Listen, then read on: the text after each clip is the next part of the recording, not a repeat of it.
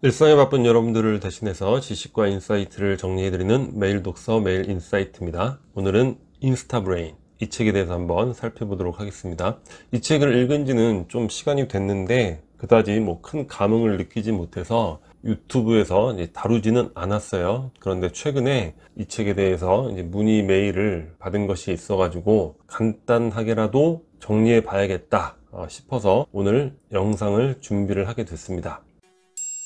우리 뇌는 아직도 수렵 채집인이다. 이거는 중요한 명제가 될 것 같아요. 인류 역사의 99.9%, 그러니까 거의 절대적인 모든 시간들을 우리는 수렵 채집인으로 살았다는 거예요. 그리고 뇌 과학, 뇌 구조, 기능 이런 관점에서 본다면 지난 10,000년 동안에 우리 뇌의 구조라든가 기능상의 변화는 없었다는 거예요. 그러니까 우리는 현대를 살아가고 있다고 생각하지만 우리의 뇌 속에는 수렵 채집인 석기 시대의 마음이 들어가 있다, 이렇게 정리해 볼 수 있을 것 같습니다. 근데 우리의 그 원형, 본질, 디폴트 값, 초기 값이 무엇이냐, 이런 것들을 한번 정리해 보는 것은 굉장히 의미가 있을 것 같아요. 바로 이렇게 세 가지를 꼽을 수 있을 것 같습니다. 하나는 수면이 되는 거예요. 그리고 신체 활동, 몸을 많이 움직이면서 생활을 해왔다는 것이죠. 세 번째는 사람과 사람 간의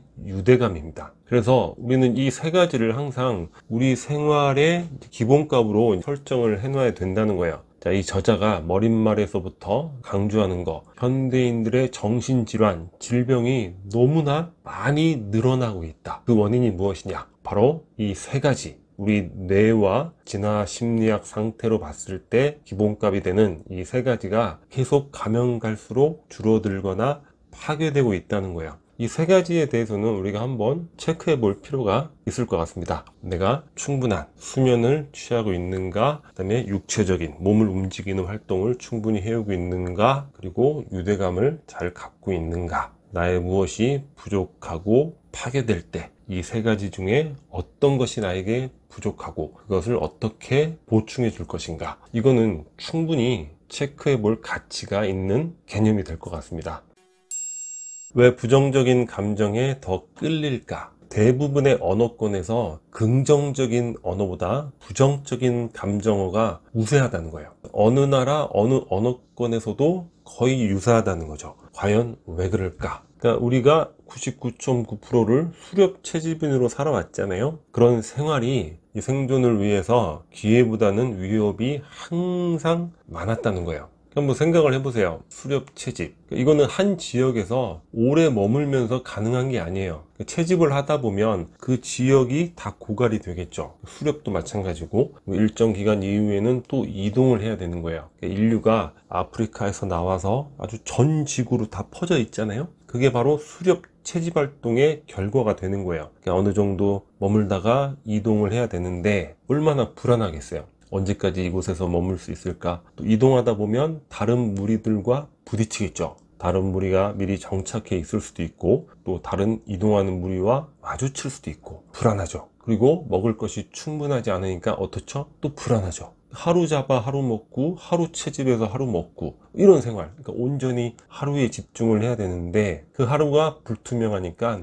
늘 불안한 감정을 느낄 수밖에 없는 거죠. 그러니까 생존을 위해서 부정적인 감정은 길게 가져가야 되는 거예요. 먹을 것도 충분하지 않은데 아유 그냥 편하게 살자, 대충 있는 대로, 이러다가는 생존 자체가 거기서 이제 멈추게 되는 거죠. 그리고 또 재밌는 관점인데, 생존을 위해서는 긍정적 감정은 짧게 가져야 되는 거예요. 예를 들어서 우리가 음식을 많이 먹고 포만감을 느껴요. 그 긍정적 감정이 생기잖아요. 배부르다, 행복하다. 근데 그런 게 오래 지속이 되면 또 먹이 구하는 활동을 안 하거나 늦게 하게 될 수도 있잖아요. 그래서 이 포만감은 짧게, 그리고 우리가 후손을 남기기 위해서 짝짓기를 한다. 어떤 그 쾌감이 지속이 되는 거예요. 한 달 지속이 되고, 그러면 또 후손을 남기기 위한 짝짓기 활동을 안 하겠죠. 그러니까 그런 것들은 아주 짧게, 그래서 이런 긍정적 감정은 짧게 준다는 거죠. 그래서 우리가 왜 항상 걱정하고 불안해하고 두려워하는지,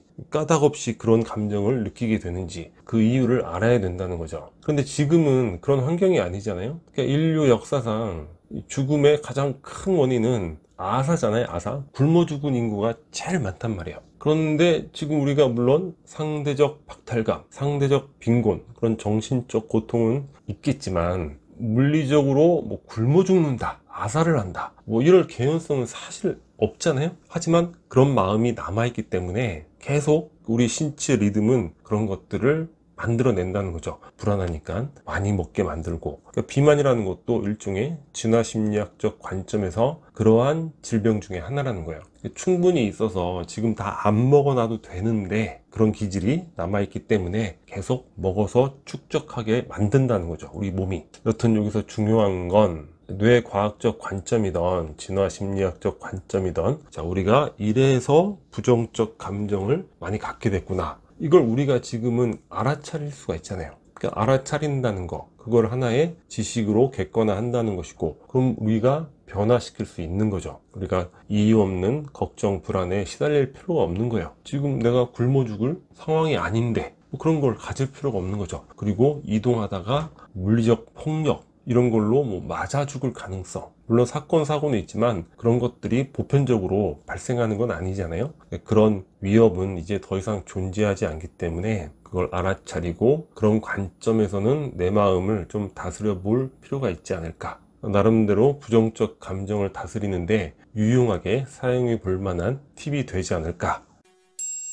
마지막으로 스마트폰이 우리를 바보로 만드는가, 이런 관점인데, 이 책은 스마트폰으로 인해서 우리가 많은 해를 입고 있다, 뭐 이런 관점이에요. 정신건강에 있어서 아까 말씀드렸던 수면, 스마트폰으로 막 수면이 부족해지고 신체 활동을 안 하게 되고 유대감도 적어지고, 그래서 막 우울증, 정신질환 이런 것들이 엄청나게 증가를 하고 있다. 그래서 스마트폰 사용을 최대한 자제해보자, 이런 조언까지 마지막에 구체적 리스트로 이야기를 하고 있는데, 저는 개인적으로 그런 이야기에 동의가 되지 않는 것 같아요. 그러니까 인류가 지내오면서 우리가 뭐 여러 커뮤니케이션 도구가 바뀌어 왔잖아요. 그 과정 때마다 항상 이런 이야기는 있었다는 거예요. 지금으로서는 너무 의아한 그런 과거에 그런 과정들이 늘 있어 왔다는 거죠. 근데 스마트폰, 이 테크놀로지의 사실 결정체 같은 것이고, 우리의 커뮤니케이션에 있어서 어떤 근본적인 변화, 혁신 이런 것들을 만들어 왔잖아요. 그러니까 이 커뮤니케이션의 거의 절대적 도구가 되는 것이고, 그럼 뭐예요? 그러니까 우리가 어떤 경제 활동을 하는 데 있어서 절대적 어떤 중심,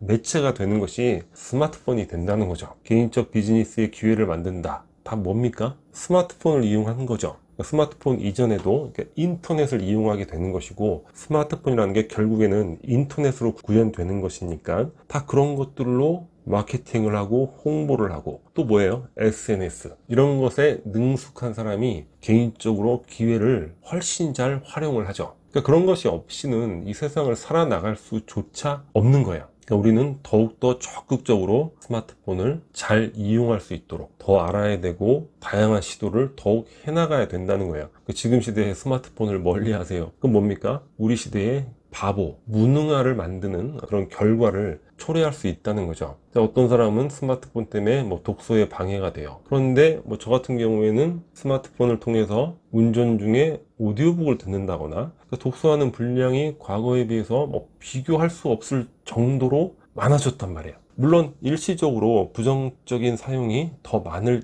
때는 있겠지만, 그런 부정적인 것으로 인해서 인간의 모든 커뮤니케이션의 중심이 되는 이런 것들을 멀리하고 자제하고, 이런 거는 상당히 위험한 발상이 되지 않을까. 오히려 더 적극적으로 선용할 수 있는 방법을 우리가 연구하고 시도하고 우리 몸의 일부로 받아들여야 되지 않을까, 이런 생각이 들었습니다. 자, 오늘 영상은 여기서 마치도록 하겠습니다. 캐리커처 구독 버튼이고요. 구독과 좋아요 많이 부탁드리겠습니다. 감사합니다.